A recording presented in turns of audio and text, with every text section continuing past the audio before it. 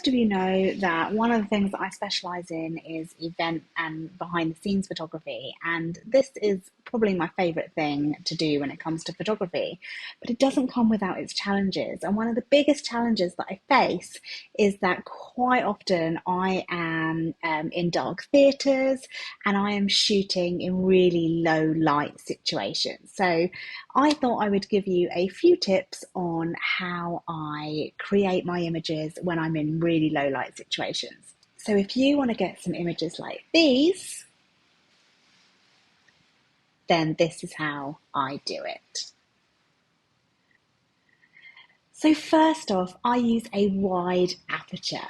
So what does that mean? It means that by setting my lens to a low f-stop number, so something like 1.8 or 1.4, then you are allowing more light to hit your camera sensor.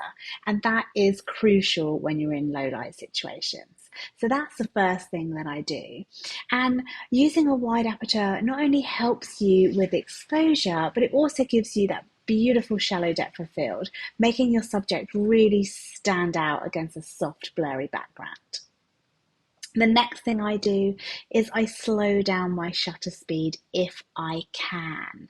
So slowing down your shutter speed is also going to allow in more light.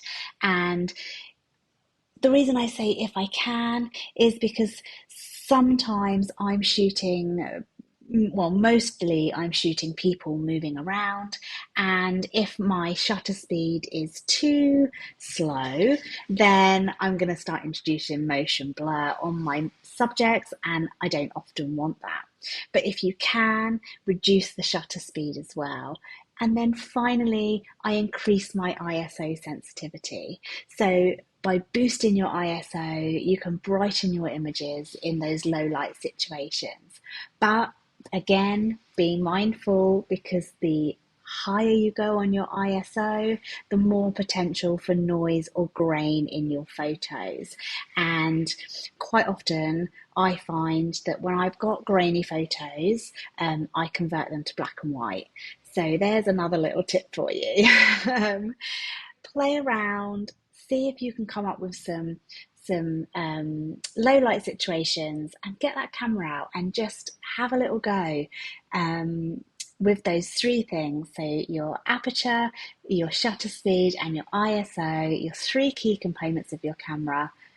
Move those around, play about, see how you go, and let me know in the comments down below how you get on.